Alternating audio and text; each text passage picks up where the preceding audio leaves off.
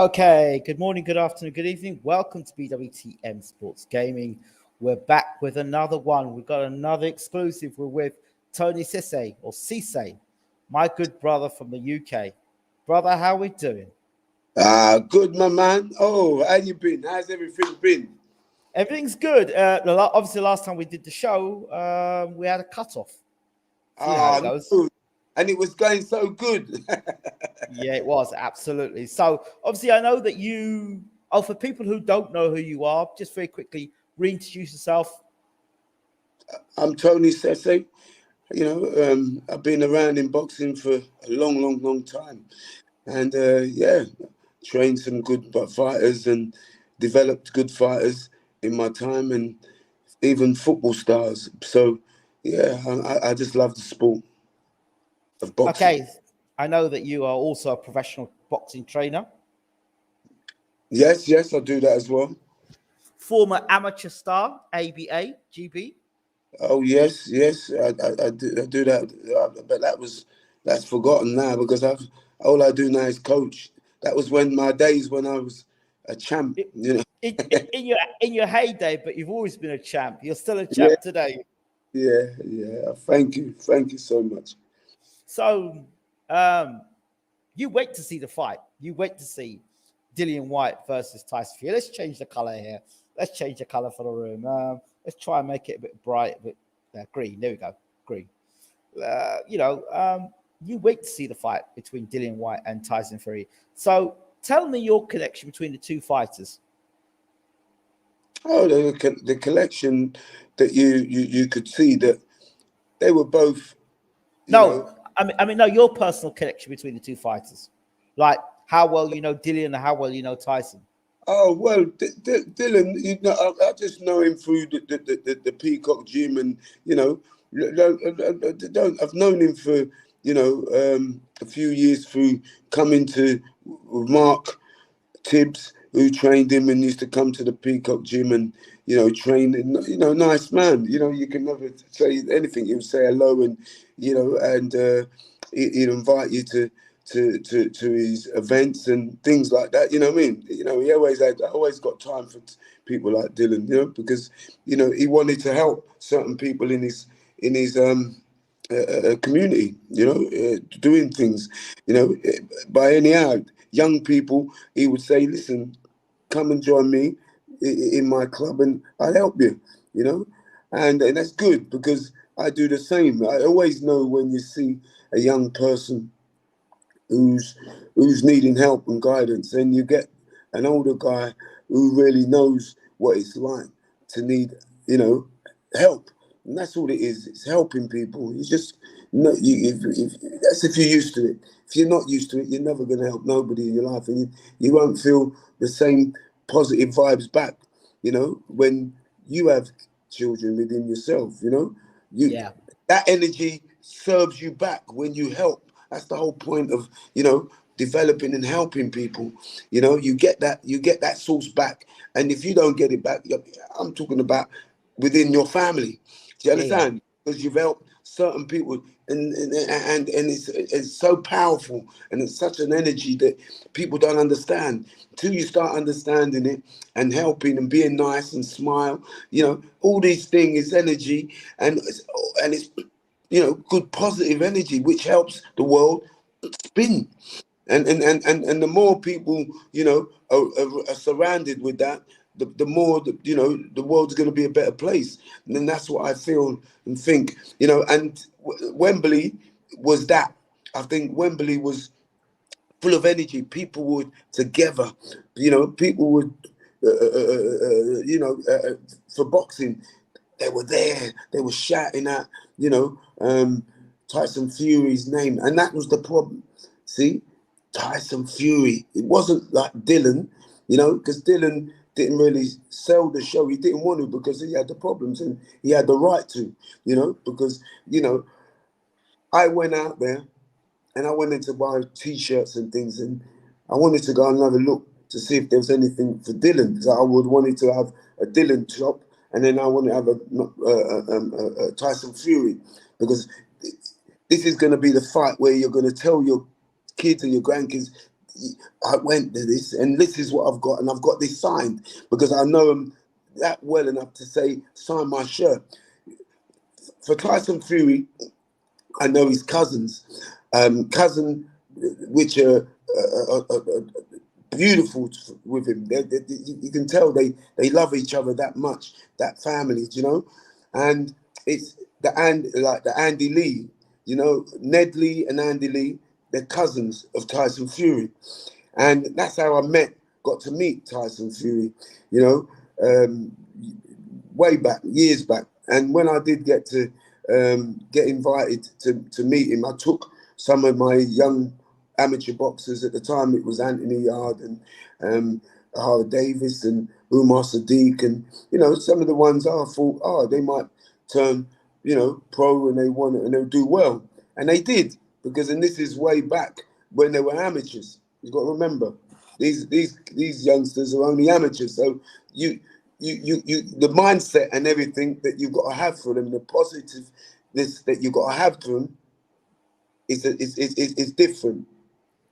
You know, it's a different source of sort of energy and power that you've got to have, because you're trying to develop these young people into something that they don't even know they want to be. They want to be certain things, but they don't know if they really can be what they want to be. See? So you've got to implement that in them. So by taking them to meet a kid who's just turned pro, and he's not a world champion yet, but I told them kids from way back then when we first met Tyson, I said, listen, come and meet this kid. There's so much good energy. Why? Because of the Lee family, Ned Lee, Andy Lee. Andy Lee was a world champion, but the one, like I always said, who wasn't, was Ned. Ned would have been everything. You understand? Because when he was a schoolboy, he won every title you could think of. This kid, he was tremendous. He was spectacular to watch this kid box. You know, was tremendous. So I knew that this kid Tyson Fury was gonna have good energy, because you know what? Because of Ned, and they would follow. You know, the traveling community would follow anybody who's good within their transparency of family. They will follow them to the end of the earth. So I always knew if any of them lot would have anybody boxing, that energy would follow. So you've got Andy Lee now, who's a pro and who's a world champion. You've got Tyson Fury, who's going to follow that. He weren't going to not, but he was going to follow it, because the energy they were giving from Ned, Andy to Tyson. So I told these kids straight away. I told them there, I said, listen, come and meet this fella. And they didn't know who he was. None of them knew who he was. I said, come and meet him. He's going to be world champion. And they say, what? What do you mean? Is he, I said, yes, you watch. Come and meet him. Just come and meet him. And it's not all the time you can say, come and meet somebody and they're going to be, world champion. World champion, not going to be a good boxer. I'm talking about world champion. And it's going to be special. And then a few years later, I was at the TKO gym, and he came with his amateur coach at the time, and I said, yes. He just popped in. I didn't even know he was coming in. He came in, I talked to him. That, that I know his cousins, and he was so excited. He said, yeah. And he was telling me about, the history. I already knew. I said, yeah, them two are wonderful. Because they're at the time, Andy Lee is in, I think in Ireland at the time. He's in Ireland and, doing other stuff and then going back and forth to America, doing well. But yeah, and they could feel that energy and that positiveness within that one time we met. That lovely time we met Tyson Fury. And I think Mickey, what's his name? He's got his own promotional team, but he went with Channel 5 and he promoted him first. Mick Hennessy, that's it. I know Hennessy. How can I forget his name? Do you know what I mean? Lovely chap. And with that, you know, he got better, bigger and better, and he went for bigger and better things. And look, it all worked for him. Look at The he's that man, numero he's uno. man. You know, no one can ever take that away from him. You know, I wouldn't put him in the same bracket as, like, you know, the greats of now.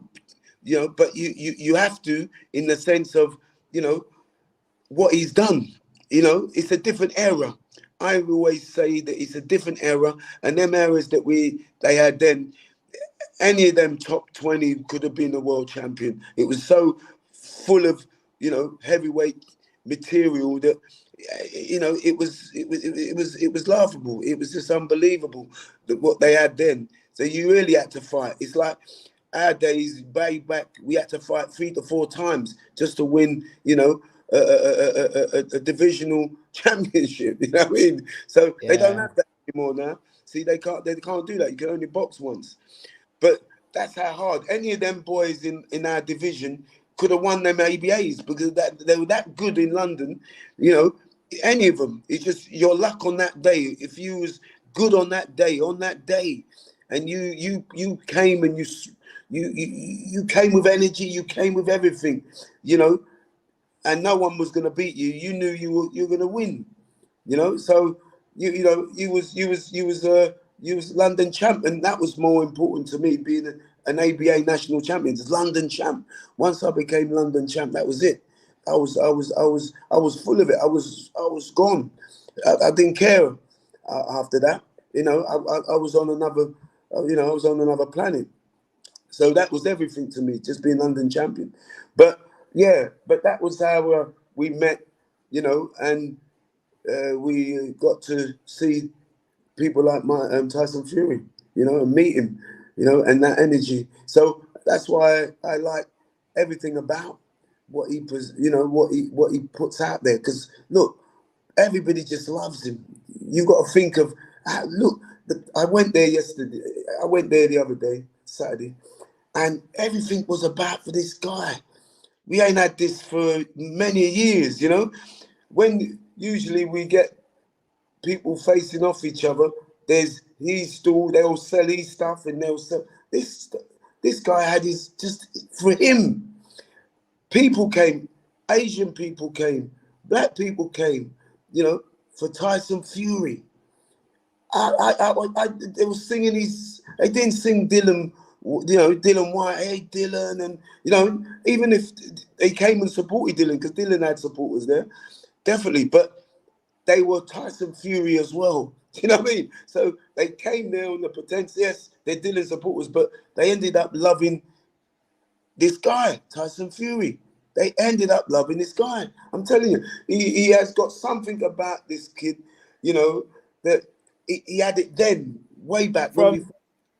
From 2013, when I first interviewed Tyson Fury, and once again, I'm always grateful to Peter Fury. He did the interview via Skype, and I was in Grenada at the time. When I spoke to him for the first time, he told me, I'm the greatest heavyweight of my era. Now, I've Yeah, interviewed a lot of fighters. yeah. But for a man, before he's even world champion, it tells him, I'm the greatest heavyweight of this era. Yeah. 10 years on almost. Yeah, he had it in him. He knew what to say. He knew what to do. You know why? Because of the energy that the people around him. They told him, you know, if you got a family like the Lees, who were just full, who were they were all great boxers. They were great boxers. I'm telling you, every one of them. Everybody will come and see this kid come and box, Ned Lee, to beat him. The kid had about 24 junior titles. Do you know what I mean? You know, he So won. why did Ned turn pro?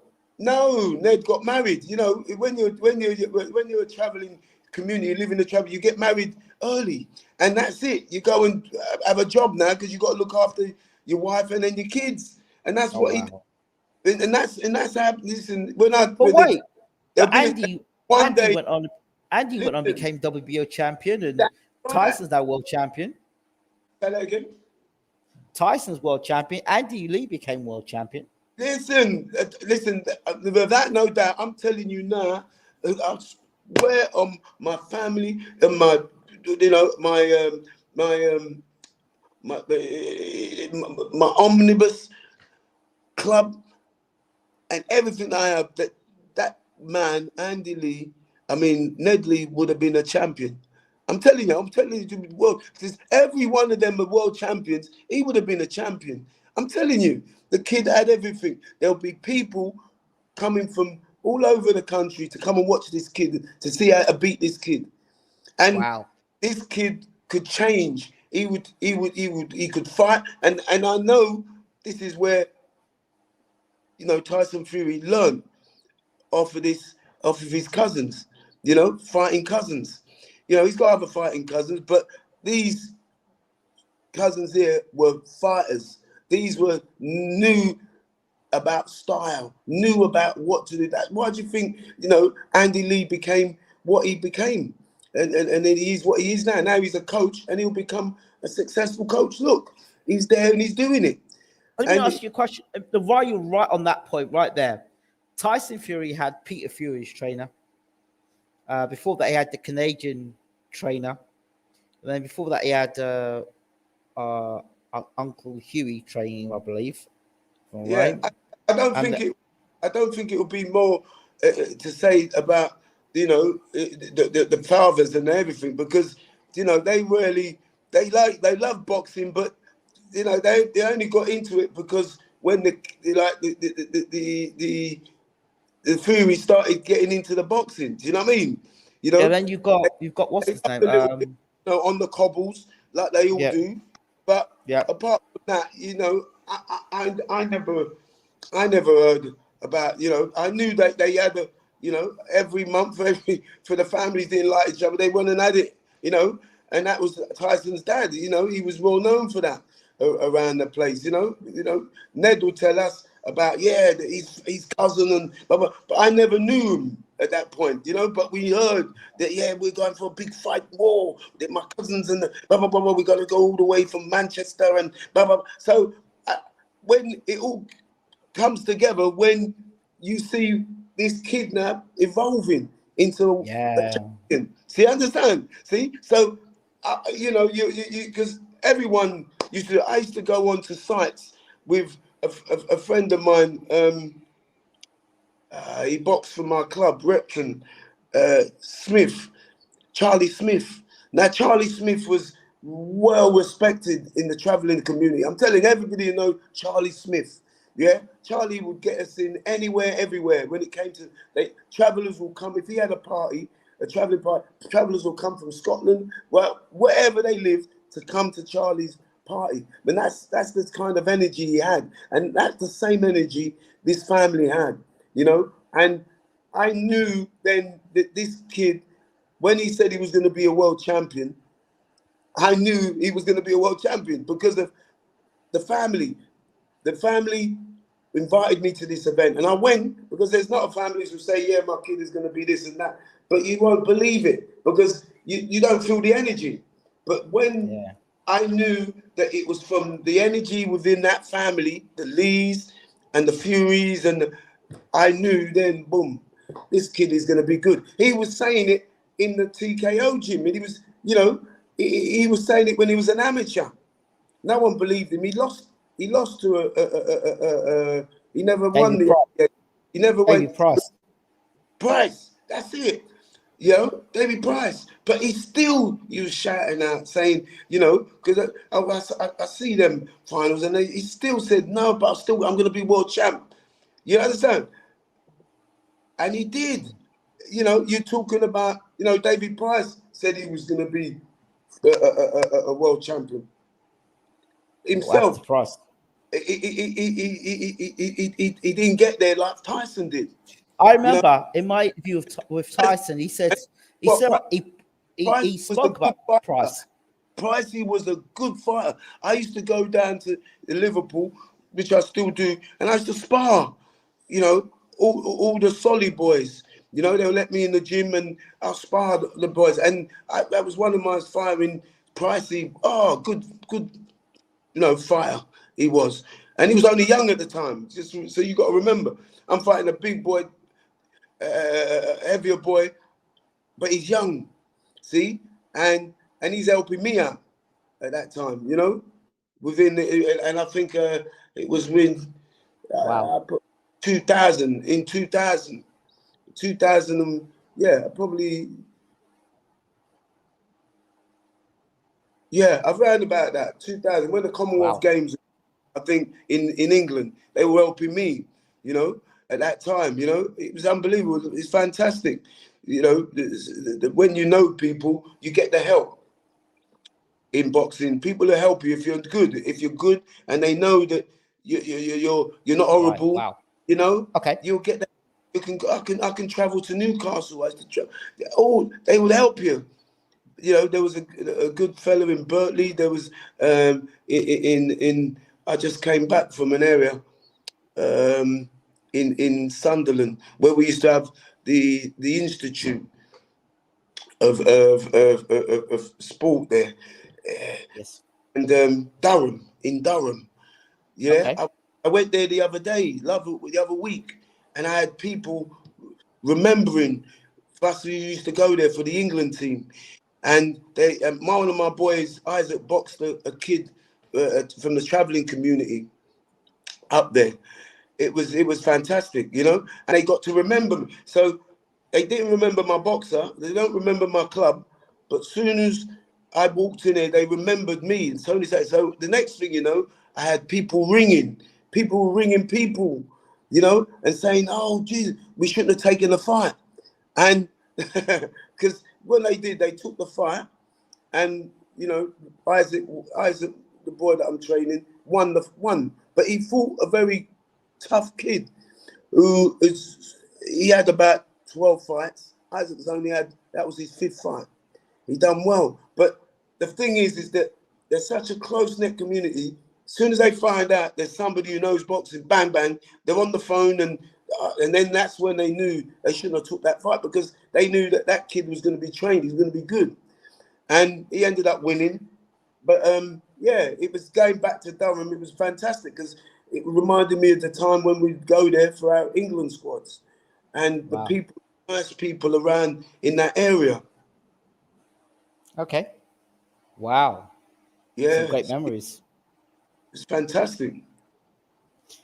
Let's talk about Fury Whyte. A lot of people, including myself, gave Whyte, not so much Whyte, but the way he looked in the ring, he looked unprepared. He looked heavy. He just looked heavy on his feet. He looked like he hadn't done any sparring. And then when he came out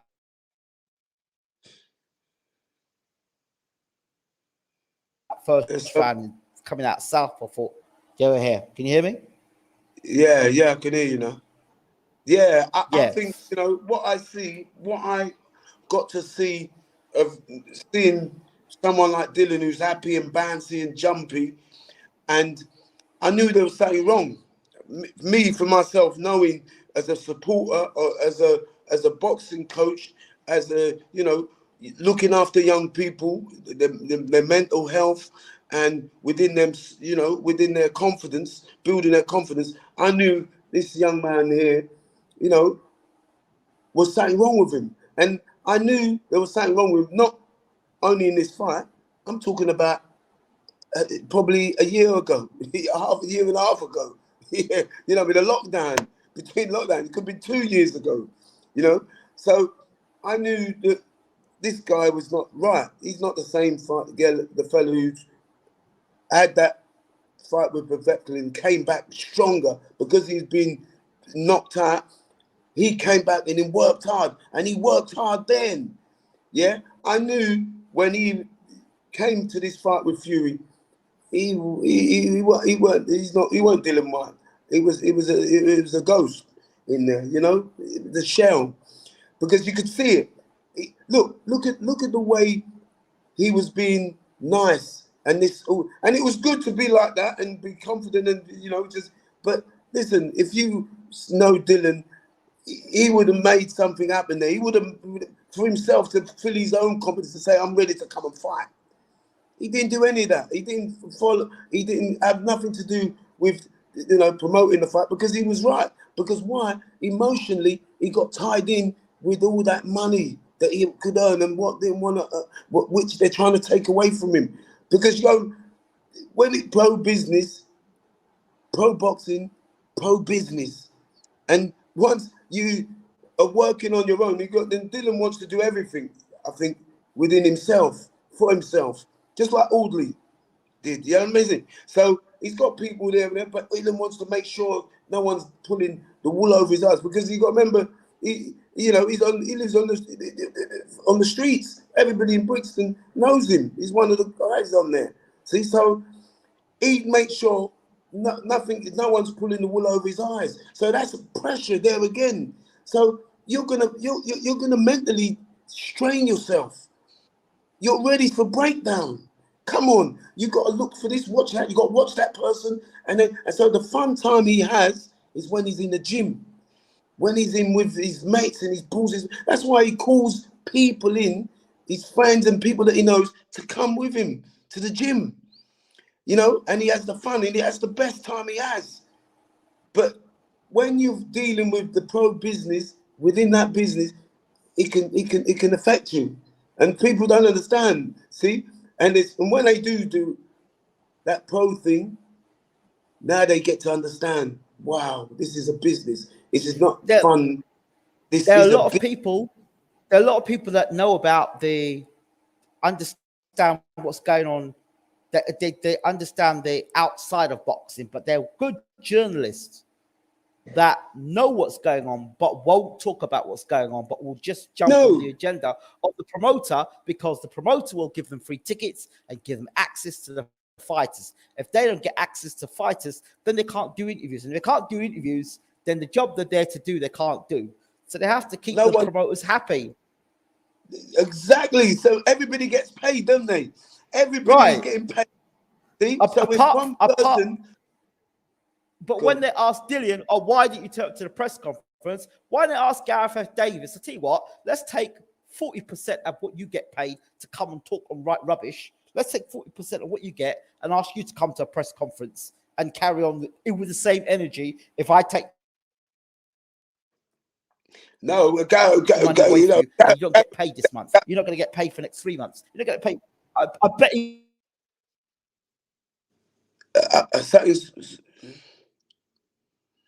won't turn up. I bet he won't turn up. Who won't turn up? Gareth. Yeah, I bet he won't turn up. Yeah, no, I don't think Gareth writes rubbish. But what I do know is that you're right in the sense that everybody earns out of this business. So when one person, if he didn't get, look, if Gareth A. Davis knew what was going on behind the scenes with Dillian Whyte, and the whole thing with SULIAMAN and the WBC and all that stuff, and he knew Dillian was due to get 45% as interim champion, right? Yeah. He only got 20%, right? Only got 20%. That's right. So I asked Gareth A. Davis, if you're meant to get paid 45,000 as your wage a year to write for your newspaper and to cover big events, and I said, right, I'm going to drop that to 20,000. Are you going to turn up to work in the same energy? I bet he won't. No, exactly.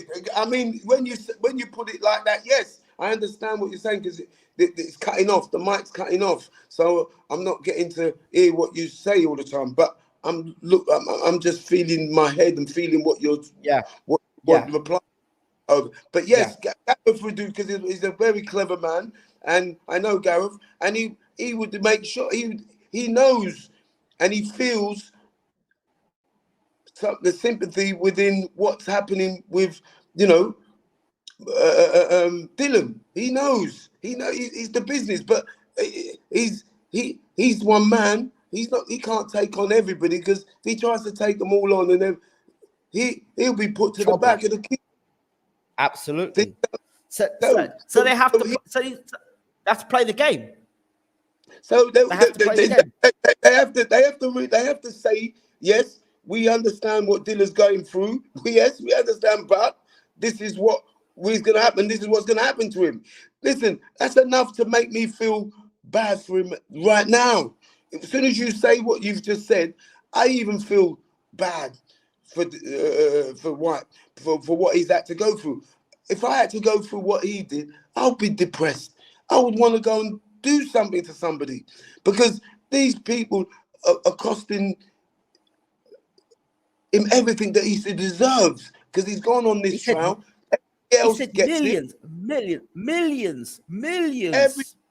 Everybody else gets it. Listen, everybody else gets it. But when you know, a fighter who's they feel doesn't deserve it, because it's up to them. These are the people. These people who run boxing are telling these fighters, saying, "No, you don't deserve it." Because why? Them promoters and managers want to keep their bigger percentage. So they would tell Dillian, come and do this, come do that, do this. Dillian saying, well, what am I going to get for it? And if he ain't getting that, why should he do it? See? But I told, like I said, I went on the stools. There was nothing for Dillian Whyte. Nothing for Dillian Whyte. I taped it. Everything in there was for Tyson Fury. Yeah? Which they promoted Tyson brilliantly. You know, fantastically. You know, I don't know if it was, you know, to do with, you know, him being with some of the better promoters or whatever. I don't know. Dillian Whyte, he's a free agent. So basically, he's not with any promoter. So that's it. That's what it is. To them, they may think he's just using them. Let's use him. And with Tyson, you know, nice boy. He's a traveling. He lives within the traveling community. He's a white boy. I don't know if they would probably do that to someone who's, you know, a black. You know, but they you know, you really don't see that when somebody is as tough as Dillian, mentally is strong and willing to go out and get what he deserves. And he has. He went and got the best lawyers. He went and got the best advice. The people to say, well, you know, they must have advised him to say, well, don't do it. Listen, if you're not getting paid for this, you ain't doing. Don't do it. It's for their thing. Let them go and do what they're doing and earn what they're going to earn. But yes, it was the Tyson Fury show. It was. And spectacularly, he made it look like that way. But don't think Tyson Fury was not scared and wasn't feared, because he does. Because he's seen him. You've got to remember, he suffers anxiety. He suffers mental illness. So, you know, when you suffer that, the anxiety and everything else is even more. But what he knows to do, the energy that he's got, because of that family that he's got around him, that's the point. People don't understand. When you've got that much good backing, that much good people around you with good positive energy, they fill you with gratitude. They fill you with, you know, when you're empty, they fill you with happiness. And that's what makes him jump up and say, listen, I'm gonna. He ran into that gym. Yeah, I mean to that stage. That night, I see him running. He was jogging. He couldn't wait to get in there because he knew he was going to win. He ran there. I mean, how many times you see boxers running in a ring? They walk slowly and they take their time. This guy, he ran. You know, you're out of breath. That's like doing, you know, the 1 minute jog. You don't want to waste any energy. You're going in for a world title fight. You want to deserve everything you got. He ran to that thing, and he went all the way around the pitch. You know what I mean? At Wembley, and ran all the way around that pitch. Some of them footballers who run all day long wouldn't even do that. Wouldn't even do that. You watch some of them players we got on the playing for, you know, them fancy teams, fancy money. They won't even run. They won't even run for the ball. I'm telling you. And this man ran around that pitch to get in that ring and then stop Dillian Whyte. And the mad thing about it, you know, I felt that, you know, this guy, Dillian, was not all there. I know for the fact, you know, he was miles away to somewhere else. I don't know if he trained you know, properly, or if he trained one day or missed a couple of days and then would train one because of, you know, how he felt, the anxiety within himself. And this is why he probably had to go and live in Portugal, so they wouldn't find out about things, about what was happening, you know. I'm telling you, things like this, you know, make you think now, why certain people come into the camp. Let me ask you a question. Do you think he would have done better with Mark Tibbs? And do you think the Mark Tibbs breakup was more damaging for his career or not? He done. Mark Tibbs took him to how far Mark Tibbs could take him. I know that Mark is good. His dad's good, and I know Mark. And Mark is a good man. You know, he boxed for Repton with me, and he's my friend. You know, he's a good friend of mine. So I know Mark, you know, took him as far as he could.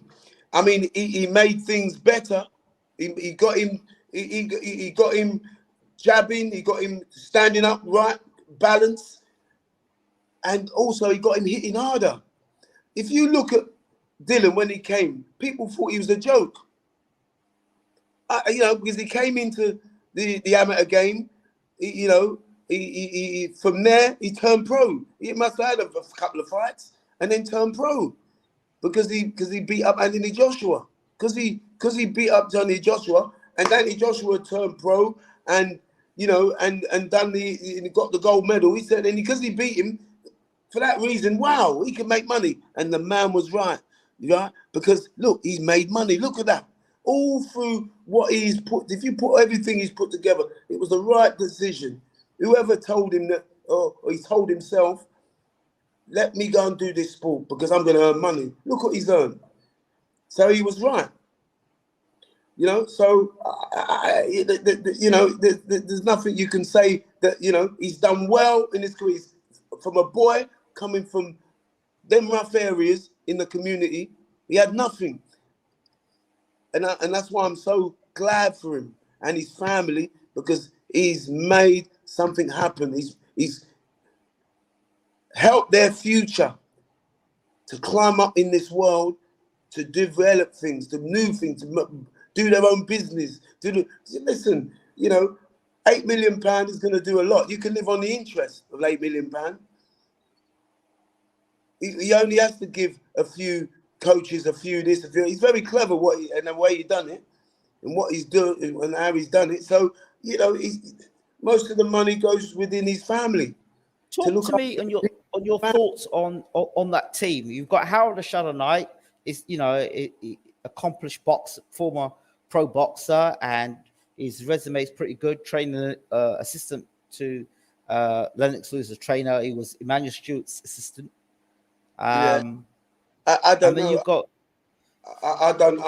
For them to. I know that, you know, these guys are experienced coaches. You know, I mean, you know, for Miller, you know, Xavier, he's one of the ones which are learning the game, and good luck to him, because he's got someone like Dillian who can teach. He can go to places and he can learn even more, because it's not Dillian that he only has to look for. He has to look for the other kids within that amateur club that he's got. So he knows, if he knows how to handle people like Dillian Whyte, he had no problem with him, young kids coming up. Because and you know, no disrespect to Miller, but you're at the holy grail, the heavyweight championship of the world. It's not a place to be experimenting. But he wasn't in the corner though, was he? I mean, he was. He was head coach. He was head coach, and Harold the Shadow Knight was assistant.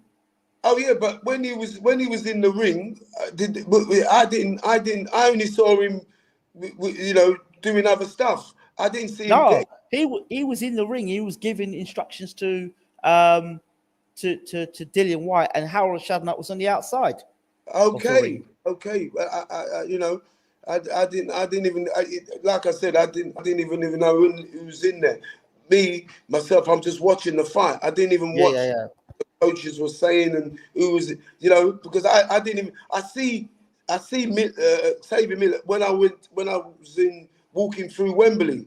So I saw him. I greeted him. I said, "Good luck," and then I saw Anthony Yard and Tunde Ajayi.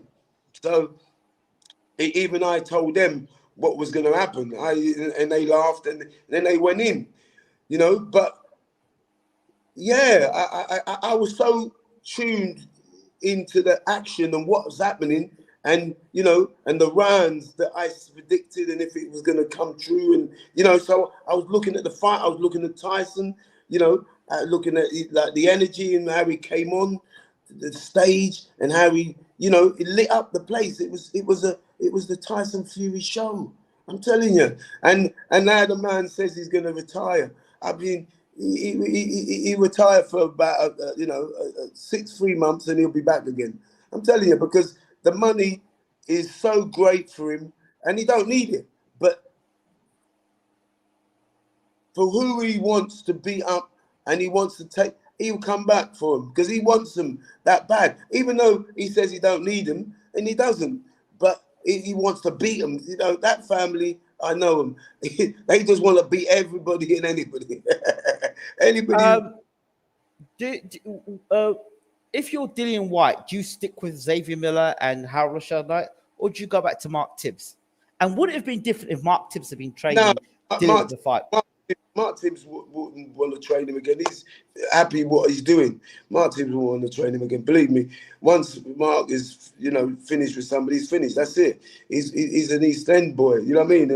And that's how it is. When you're finished with somebody does you a wrong, and someone stabs you in the back, you're done with them. That's how it is where we live. And the only time you give a young person a second chance is when they come and say that they're sorry, and they can say this has happened, that's happened, and it was bad, and then they might give you another chance. You know what I mean? But in my work, I have to do that. I have to be open for them kids to come back to me to say, listen, this is what I've done. As long as they come back. Do you think Dillian's improved since he's left Mark Tibbs? Do you think he's improved? Has the move he made been justified? No, I don't think so. I don't think anything. I think Mark was the one who set everything on stone. You got to remember when he first came out and he was boxing against people like AJ and people like that. He was like how could I say? He was like. You ever watch Wizard of Oz? Yeah. The Scarecrow. You ever seen the Scarecrow when he can't stand up and he falls all over the place? Well, that was Dillian Whyte. He had no balance. He was like the Scarecrow. I'm telling you, that's how bad it. Look at he would throw punches from up here, from down here.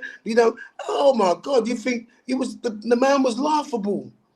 It was unbelievable. It's like, and when he started getting serious and he started going, looking at people to go and train him and look at and then he went to good people to see, to try and develop what he knew he had to change within himself. And he did. He went and done it, and he got better. I'm telling you, I would never thought this guy, after seeing him all over the floor and buckling in that ring, come on, how would you gonna think this guy's gonna survive, make any money in boxing? But he did. Unbelievably, he did.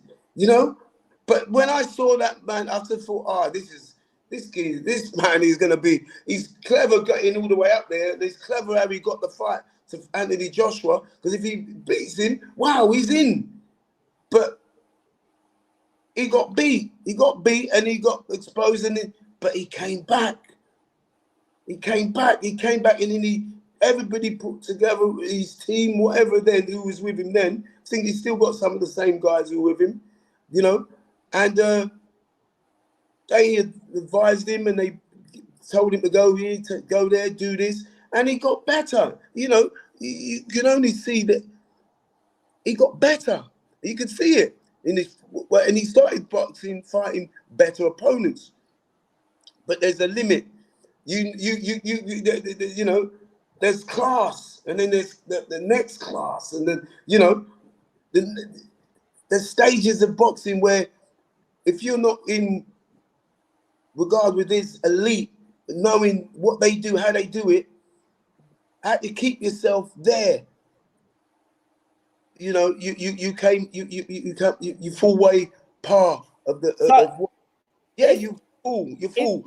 So if he had kept with Tibbs, going into that fight with Povetkin and then fighting Tyson, you think he would have still got hit with that uppercut if he had Tibbs in his corner? No, I don't think so. No way, because you know that's one of the things that you're taught by Jimmy, and you're taught by and Jimmy would have taught Mark, you know, and Mark would have known because he's boxed for a very good club in Bethnal Green called Repton, where you won't get caught like that again. You can't. No way. Not if how can I be one of the top amateurs and I'm gonna go out there, want to win titles, ABA titles, and go and fight for my country, and they know people are watching you. People got videos and everything on it, and you'll get caught by the same punches 3 or 4 times. No, it's not won't happen because you'll get told to go. You won't be boxing for the top club. You won't be boxing for the top country. Boxing for your country. No way. You'll be cast to the side and say, listen, this is not for you. Go and play cricket. You know, go and play darts. Darts, you can be a world champion. Drink beer. You know, smoke. You can be a champion there. Darts, I'm telling you. So you can do that. You know, and and this is where, you know, boxing is such a special thing where you got to push yourself. You've got to be in the right frame of mind. If you're not in the right frame of mind for boxing and you go and box, you're finished. Uncle Bashir was saying that boxing has become there's a lot of buffoonery in boxing, and people who should be trainers are trainers and teachers. There's very few teachers in boxing now, and a lot of the guys that are training guys that are not qualified to train guys in positions. Because why? There's a lot of young people. There's a lot of young talented people out there. There's not as many that there was in the 40s, in the 50s, in the 60s. Because kids now want to be YouTubers. They all want to, you know, they're making money anyhow in any angle. So boxing is harder. This is why we ain't got the great heavyweights like we used to have, and the boxers and the fighters like we used to have. Same thing is happening in America. Same thing is happening in Russia, you know, in Cuba. You know, but they still turn out good fighters, beautiful, good fighters. They still want to look at this game to earn money. Boxing's, you know, a very good way, business-wise, to earn yourself money, to get yourself out of deprivation. So, you know, some kids are never going to be, you know, scientists and doctors. You know, they're not, you know, when you're born in the East End and come from my area, there's only a few things you can do. You know, so one of the ways to earn money is to hold your hands up. People don't take liberties. Don't take your car. Don't take your you know, your family. Take liberties with. So you fight. You just, that's the only thing you can do. So with the game of boxing, they go into that and then they earn money. You know, good journeyman, they go out there and earn money. If it weren't for the journeyman, we wouldn't have boxing. So, you know, we have to be in praise that, you know, people like the journeyman, which are good. Some journeymen will win all day long, but his job is to lose. And that's why we've got them. And that's why we have to, you know, really praise them and really thank them that they're there, because there wouldn't be no boxing. You're right. If you were advised Dillian Whyte now, what would you suggest to him? I don't know. I mean, for me, he'd have to look at, you know, a complete new team. I mean, because that's if he wants to go on. If he wants to go on and do something different and show the public that he's going to be something different and do something, he'd have to go and get a new team. That's what you'd have to do. Just like a football club would have to get a new coach, you know, and a new trainer, new you know, staff. They will have to bring everybody in to transform it. It'll take a little while. But with boxing, it's a lot quicker than football. Football, you have to have 3-4 years, do you know what I mean, to get this team going. But boxing, all you need is... So him getting hit with the uppercut, is that a technical thing? Is that a tiredness? Remember, for him getting caught with that shot is meaning that he was not there. His mindset was not there.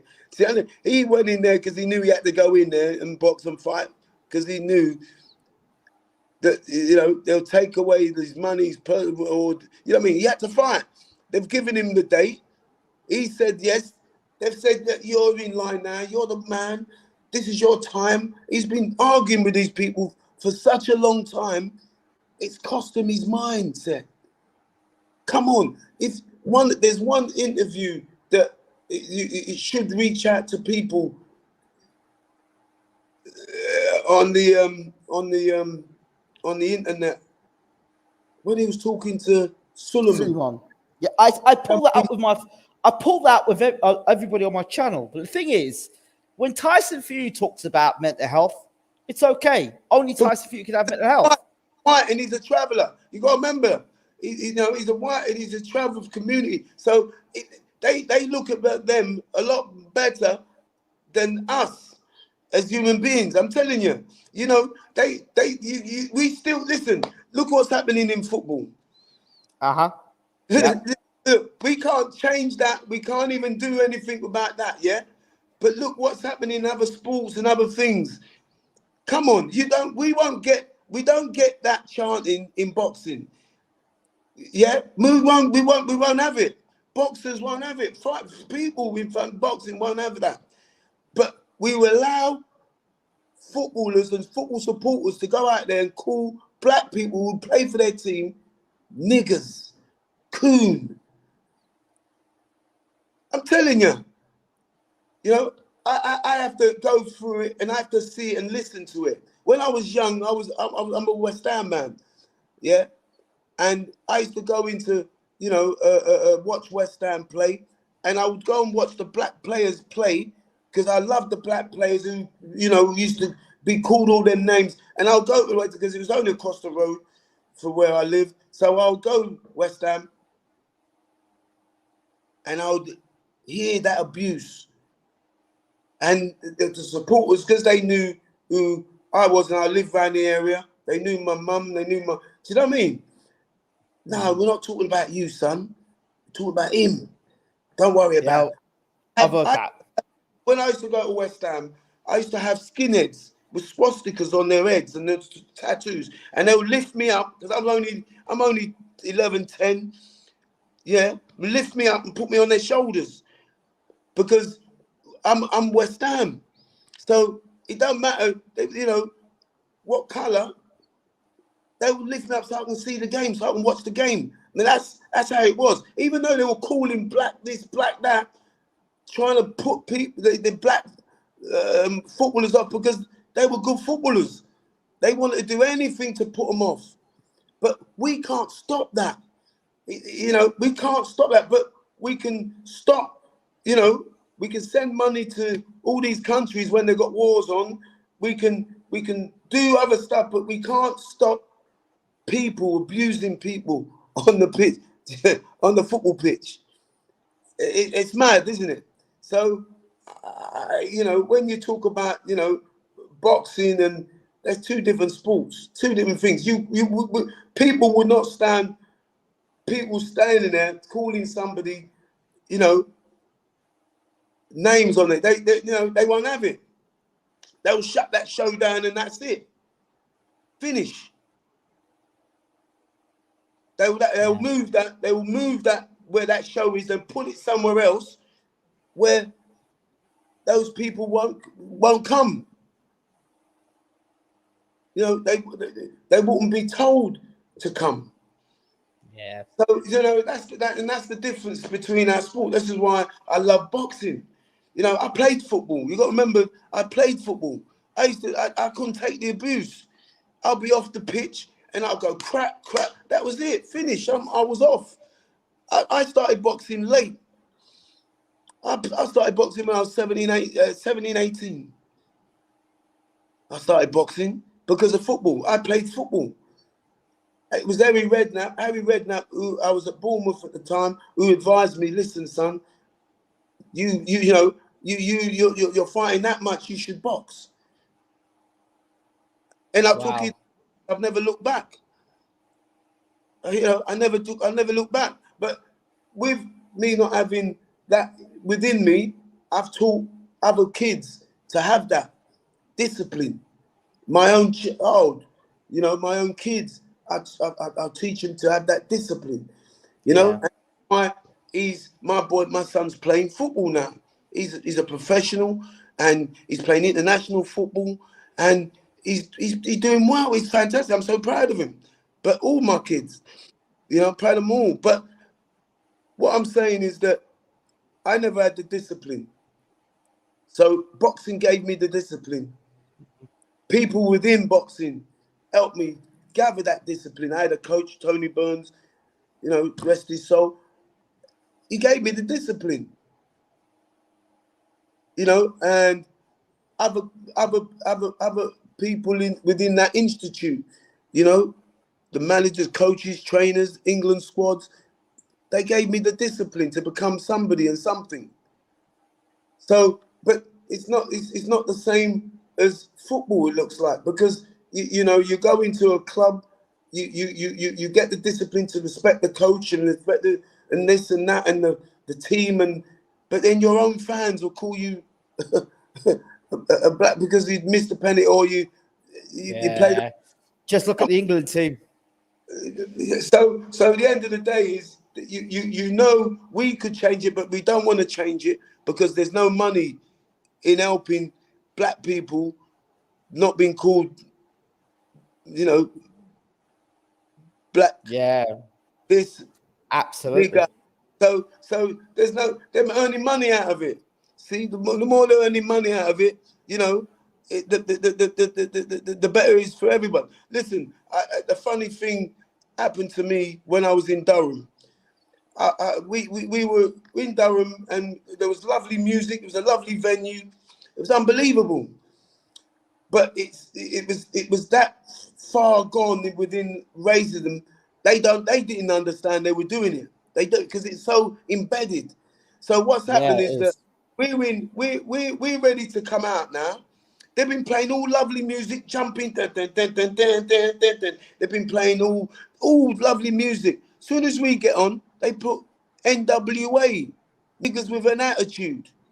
So I bet what's happened there, somebody's paid that DJ to put that on because they never had none of that rubbish on there. But you can just imagine what was on there. Nigga, nigga. So you got kids in there. And I think the people in that arena itself were embarrassed. Yeah. Because there was kids there and the kids were listening. What's that?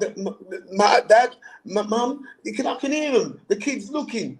When this tune was, but I've had to get my boy ready to fight. But then he has to fight with that sort of, absurd mental thinking. Do you understand? My kid, he's not the cleverest. You understand? But he got in there. When he got in that ring, he went, Tony, ain't they bloody racist here? I said, yes, son. You're in a different area now, son. I said, you just remember what you see here. Don't ever forget it, and make sure you beat him up, because that gave him fire. Do you know what I mean? That gave him fire in his belly to go in there and beat that kid up. I'm telling you, because he saw it. He said, I bought him out for the day of East London for not getting stabbed. I took him out of London and he's gone into another area and he got records there, and nigga, playing all them tunes. And that's why they do it. That's why they like to play them records where, the blacks obviously do it because they get paid for it. But obviously the white people love to hear it. They play in their cars, their homes, and it's another way of them saying, "Oh, we ain't gonna call you, but yeah, let's listen to it." Bang, bang. Let's listen to it. Come on, Come on. Let's have a listen. Come So on. this is the world we're living in. See, so Yeah. you know, everything is done by trying to hide it. Let's you can't do it on the street now. Let's leave it and listen to it and do it very cleverly. We've got to be very clever how we do it and say it. But what we're talking about. So, and this is why I say to what's happened to Dylan. The same thing has happened to Dylan.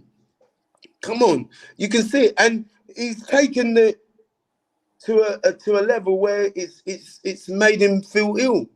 He definitely has. Come on, I could see it.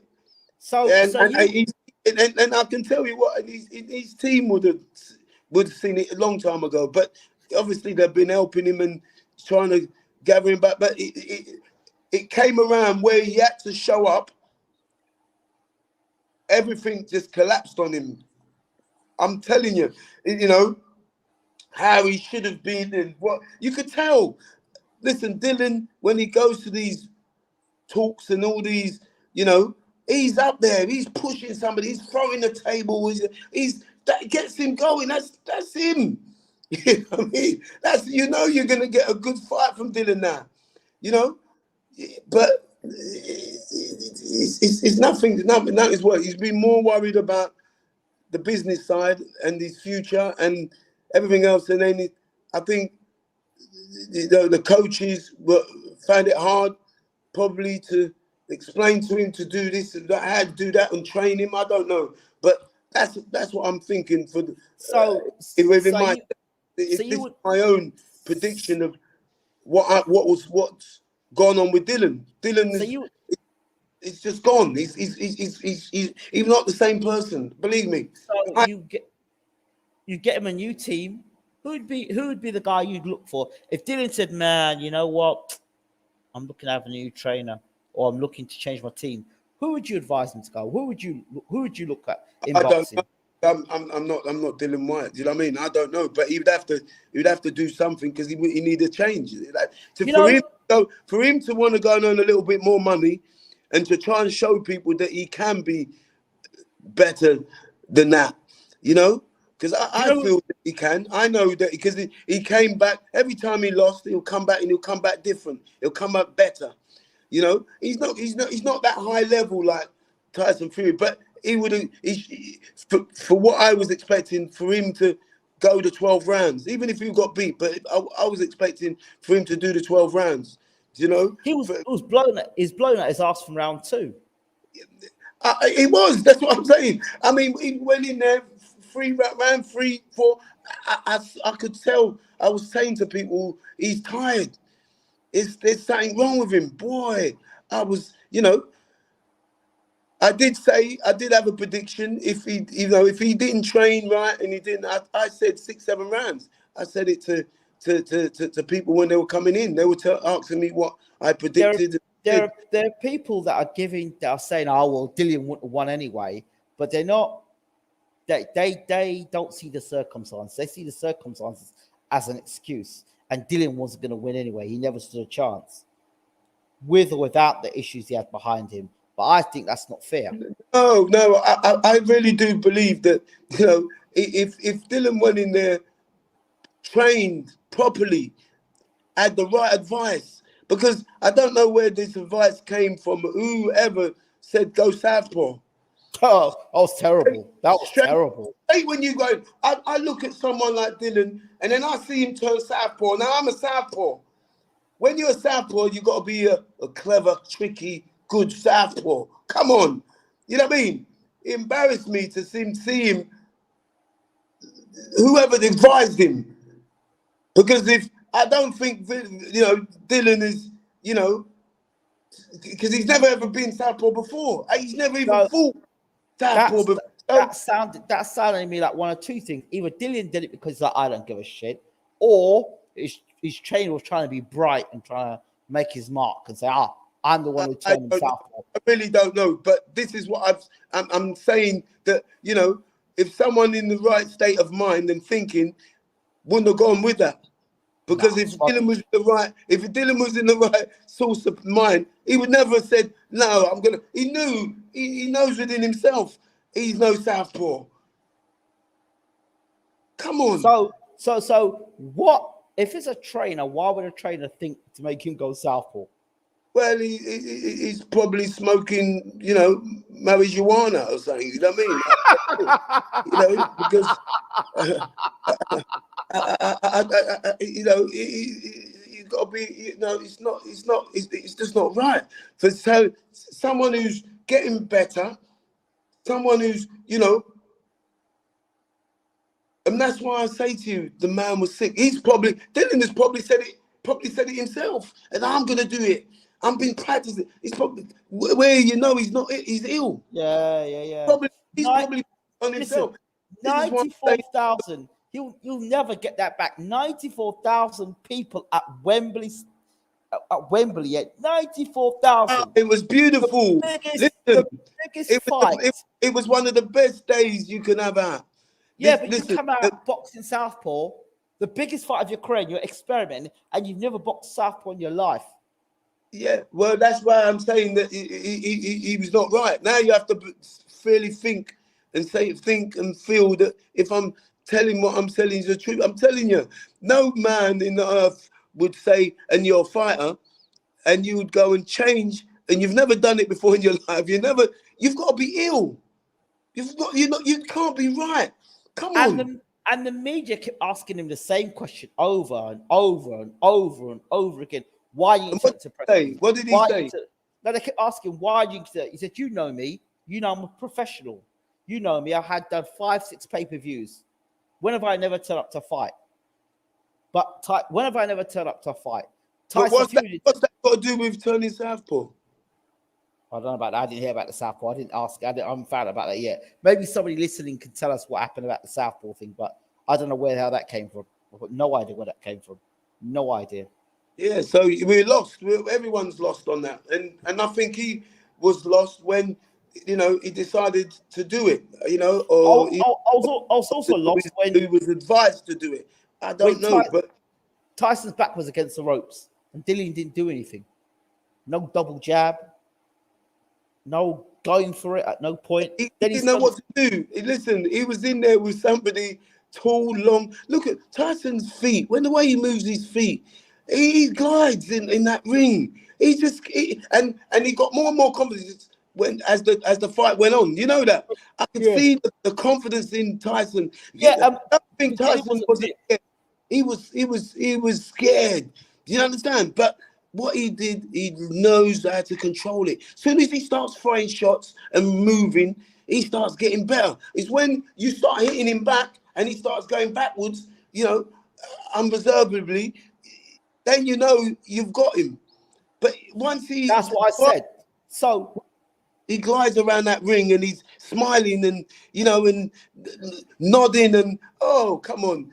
He's just in his own element, and he could only get better and better as he went, and he got more and more confidence because Dillian didn't know what to do. He didn't know how to break him down. He seemed clueless, you know. He seemed clueless, and I know Dillian is not clueless when it comes to. But yeah, he's not. But this is what I'm trying to say to you. But when you're not ill, when you're fighting and you're ill, it's like putting someone in to have a fight and you know he's just come out of a mental health hospital. Hold on. Remember, Tyson Fury's the only boxer that can have mental health issues. Yeah, no, but Tyson. You know that's not true, right? You know that's not true, right?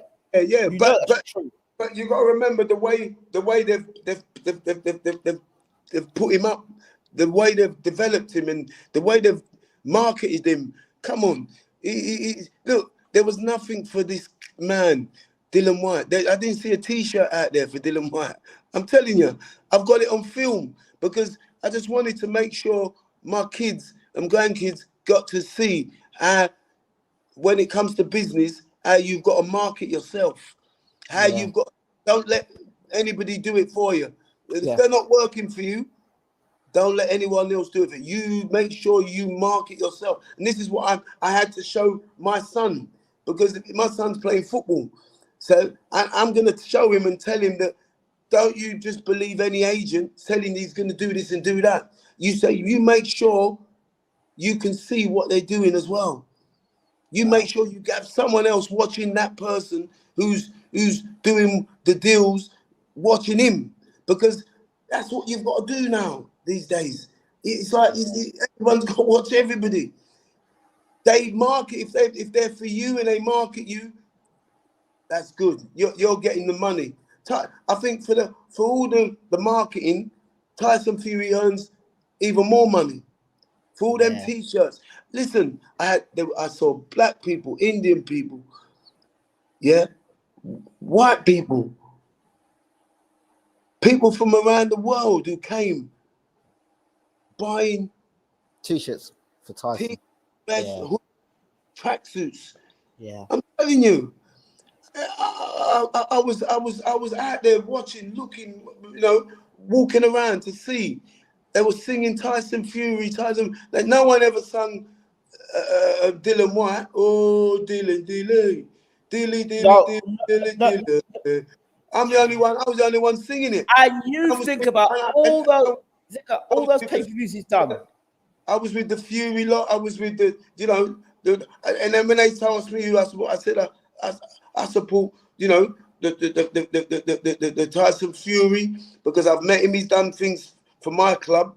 You know what I mean? So, I said, I'm with I support, Dillian, because what he does for, the people in his head. See, so, it's and that's how I had to tell them when they looked at me being, not many black people in the stand where I was sitting, and that's what I had to tell them. They wanted to know. Wow. Yeah, I've come here to support boxing. I wanted to see this fight for a long time, and now I'm watching it. See, so it's on, but the levels are different. So just to close, Tony, what would you title this video?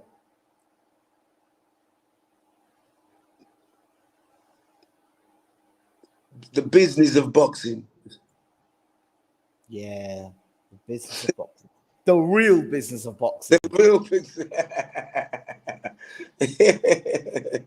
I'm telling you, unbelievable. So, we've got to look after everybody that in this game, because you're getting hurt. You're going in there, taking shots. Look how many shots. Look at the shots that Dillian took. And now, do you think he's going to be any better for that? I don't think so. I think, you keep getting hit like that. Your speech, your slurring, your the thinking, it's all gonna take, a toll. It's all gonna take toll within that body, and that's why I wish him the best, to make sure he makes enough money so he can look after himself, Yeah. and family. I'm telling you, that's all. He's done the best thing ever. He's gone in this game, the hard game, the hardest game in the world for him, and he's chose it to go and make money, and he's made it. He's done fantastic. So if anybody says he's a failure, he's this, he's that, he didn't. No, he's a winner.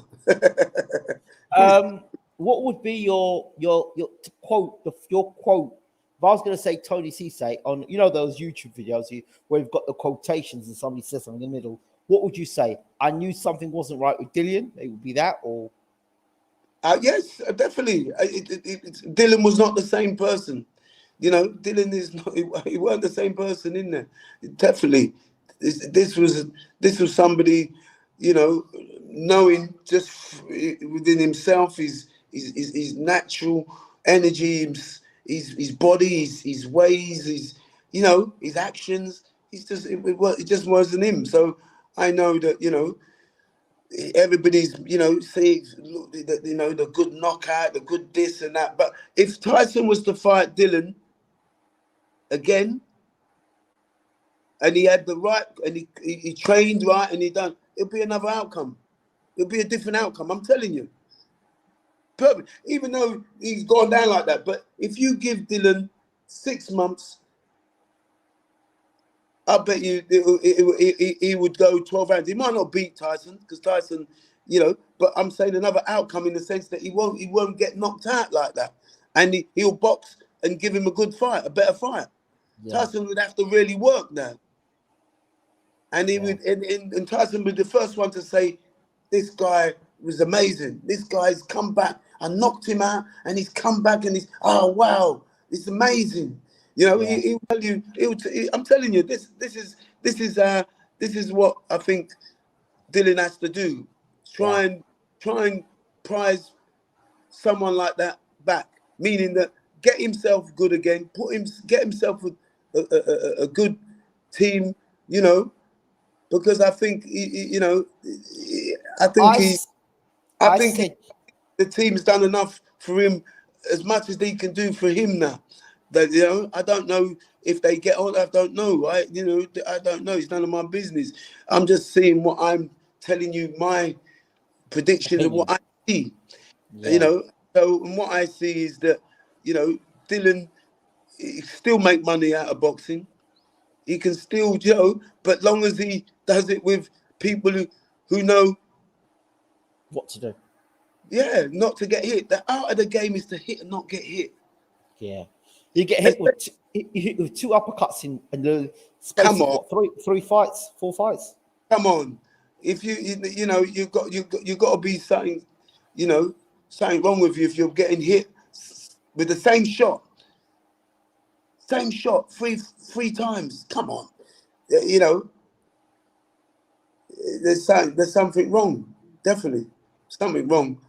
But like I say, I know it. I see it because I'm a coach. I know, you know, when your kids are not right, when your boxers don't feel good. It's like, you know, when you know, people that you know around you are not right. So you know when the fight is just not the right. He's not the right mentality. He hasn't got the right mentality to go in there and fight a good fight, because the level that you need to reach and have for these world championship fights is far more than, you know, white collar, far more than, you know, amateur, because you're doing more rounds. Yeah. See? So everything comes into it. The rest, the eating, everything comes into it. And if you've been pressured and you're doing other stuff, and you just have to forget about it, man. It's not going to work for you. Yeah. Tony, thank you so much. Thank you. And thank you letting me have the opportunity just to say that, you know, this guy was not the same guy. I'm telling you, he weren't. For me, he wasn't. I don't know. I don't really care what anybody else thinks. I know this guy weren't the same guy. And if he fought this, you know, and I think someone like Fury will give him another chance. Just because Fury will make money. You know what I mean? Again. But, you know, if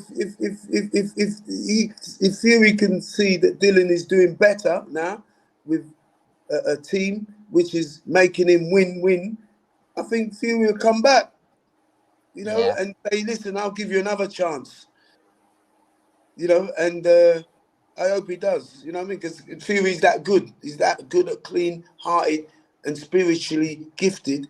Because look how many people came out to see him box. Yeah. Look how many, you know, different people from didn't matter what colour he was. You just like Tyson Fury. Yeah. You love him. Yeah. Thank you, Tony. Much appreciated. Take care. Take care.